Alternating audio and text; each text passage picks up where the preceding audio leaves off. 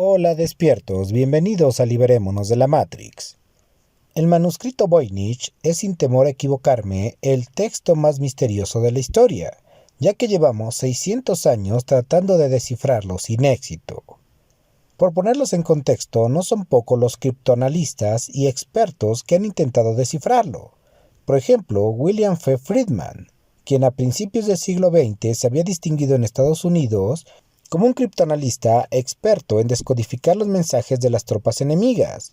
Gracias a su talento logró desbaratar Purple, la máquina con la que Japón cifraba sus mensajes secretos durante la Segunda Guerra Mundial.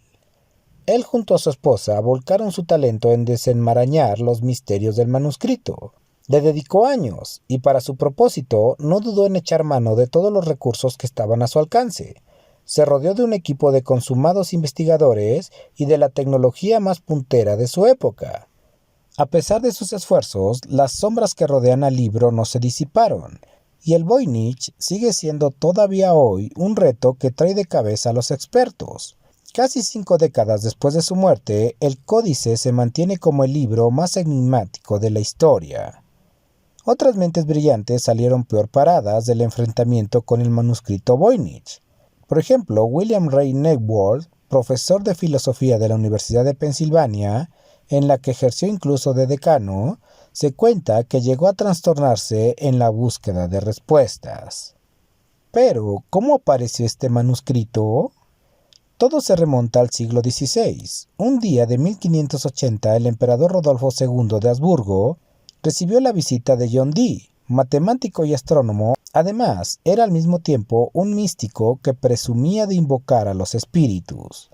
Lo acompañaba otro personaje igual de pintoresco, Edward Kelly, un charlatán que se dedicaba a promocionar sus servicios como adivino y medium, y que en su juventud había sido condenado en Lancaster por falsificar documentos. Ellos presentaron al emperador un códice manuscrito repleto de textos e ilustraciones indescifrables. El emperador Rodolfo, conocido por su pasión por la alquimia, la astrología y la magia, a la que daba rienda suelta en su palacio de Praga, pagó por él la generosa suma de 600 ducados. Años después, a principios del siglo XVII, el libro se encontraba en manos de su farmacéutico y favorito, el alquimista Jacobus de Tepenex, más conocido como Sinapius. Durante los siglos siguientes, la leyenda del manuscrito creció casi al mismo ritmo que la lista de sabios que intentaron sin éxito desenmarañar sus misterios.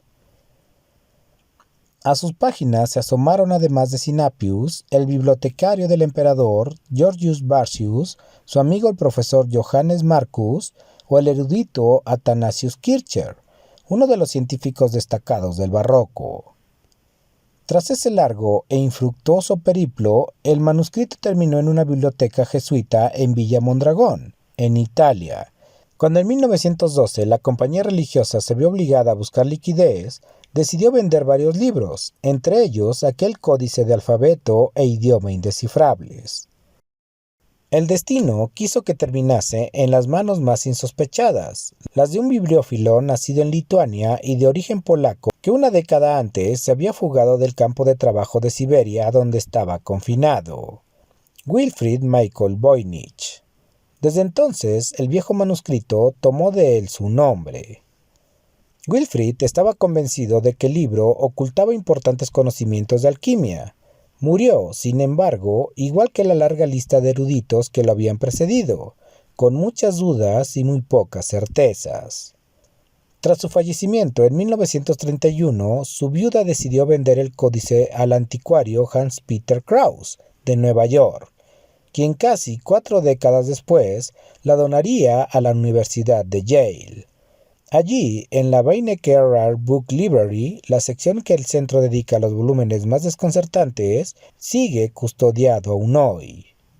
El carrusel de sabios que desde la época de Rodolfo II intentan resolver el misterio del Voynich no se ha frenado. Al igual que Friedman o Newbold, filósofos, criptógrafos, paleógrafos y sobre todo legiones de aficionados al misticismo y los misterios se han quemado las pestañas intentando arrojar algo de luz. Como siempre ocurre, muchas veces la respuesta a un problema comúnmente es la más sencilla. Y así en el año 2000, el lingüista escocés Gordon Rugg, con esta idea en mente, aseguró que el libro era simple y llanamente un fraude, una elaborada farsa ideada por Kelly para sacarle el dinero a un crédulo Rodolfo II. El problema es que entre las pocas certezas que ha podido aportar la ciencia hasta la fecha, hay una que desmonta esta teoría. Los análisis con carbono 14 datan el manuscrito entre 1404 y 1434, más de un siglo antes del nacimiento de Kelly.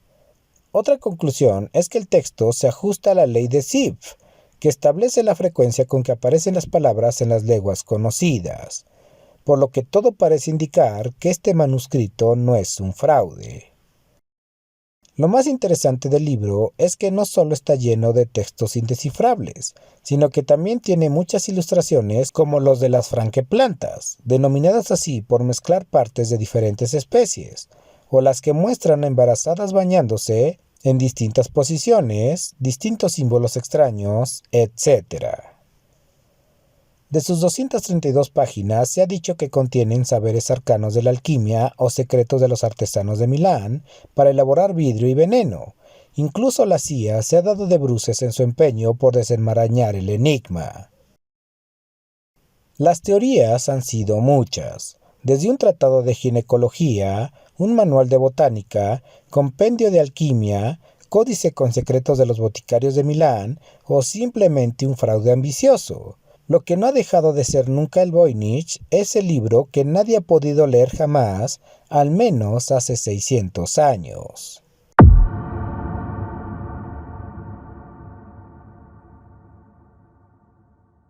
Aunque en el año 2019 Gerard Cheshire, investigador asociado a la Universidad de Bristol, necesitó 2 semanas para descubrir que el idioma en el que está escrito es la lengua protorromance.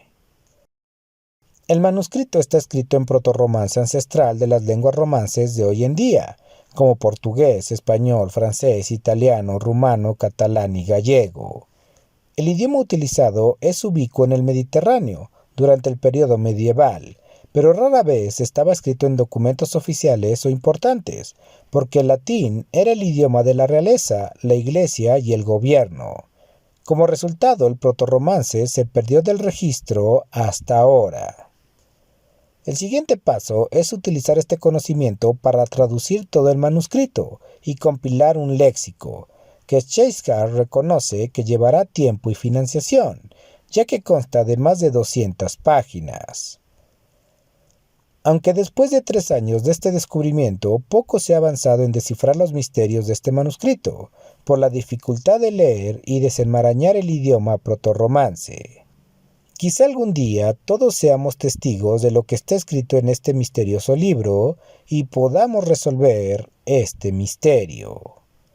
Hasta aquí dejo este videoprograma, como siempre recordándoles que mi nombre es Leonardo y nos vemos en la próxima.